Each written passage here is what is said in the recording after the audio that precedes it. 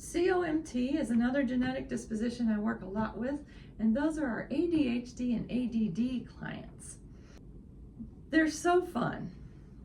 So the COMT genetic disposition usually is the exact opposite of the hypermobile and MTHFR. Exact opposite. In fact, my husband and I are exact opposite. He's COMT fast, I'm MTHFR 1 or 2 deviations, which means our brains are completely opposite. Opposites attract. So COMT, actually, their muscle mass is really very dense.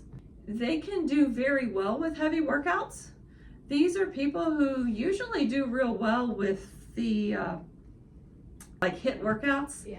Rolling tractor trailer truck tires around and lifted concrete blocks, and they're the ones who cross train and CrossFit. And man, if you're COMT, those workouts were made for you.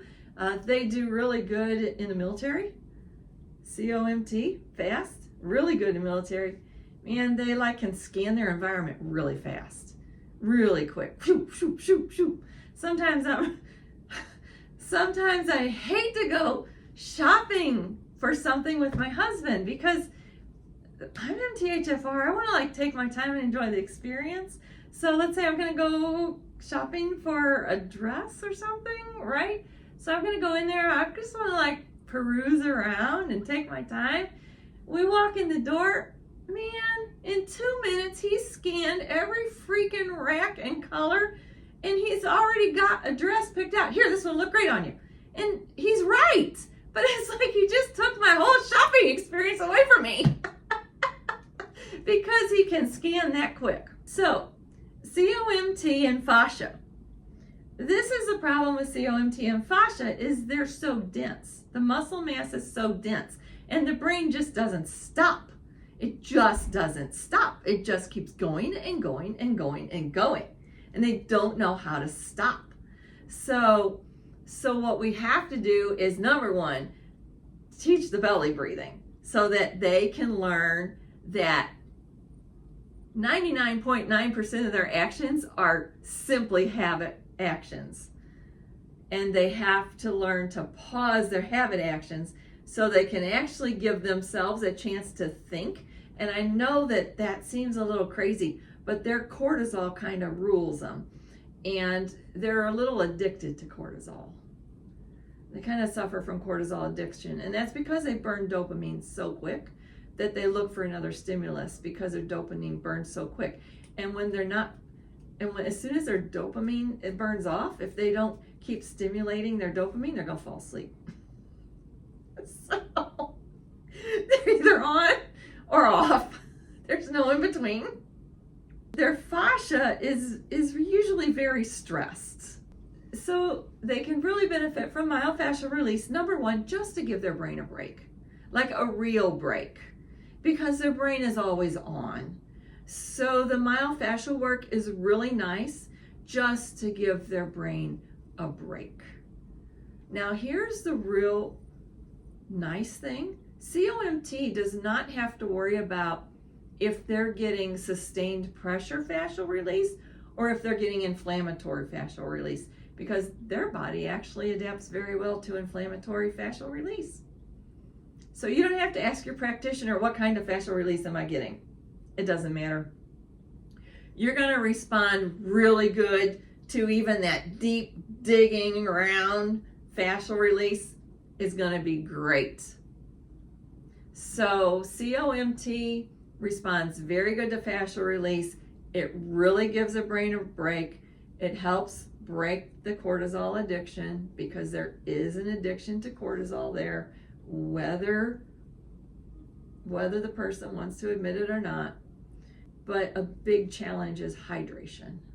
Big challenge is hydration for that ADD, ADHD person with the genetic disposition of COMT.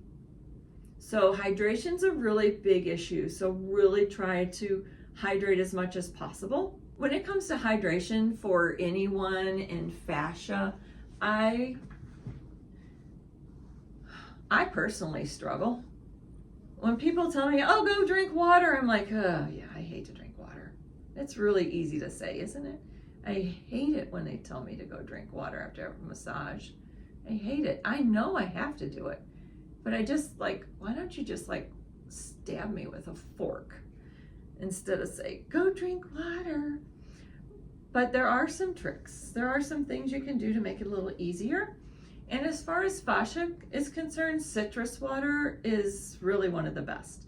So what I do at night is I take a quart. I do home canning, so I take a quart jar and I smash an orange slice in it, and I fill it up with my filtered water. And so I'm getting the citrus water. The citrus water really helps the fascia because it's got the crystallized structure that the fascia needs. And then I drink that overnight. And then I know people are probably saying, you drink it overnight. Yes, I drink it overnight. So I start on it before I go to bed, and when I wake up in the middle of the night, I drink on it. And then by the time I'm ready in the morning, it's gone. So I've had a quart of citrus water. And it's really a pretty simple way to get hydrated with a water form, which is the crystallized water that your fascia needs to build its ground substance and to build that easy water structure that needs to sit in the hyaluronic acid in order for fascia to pull from it when it's needed. So COMT, everyone can really benefit from the citrus water, but COMT especially can benefit because of that dense muscle mass. Their fascia tends to be a little bit less hydrated. So hydrating with the citrus water can really help the fascia a lot more with COMT.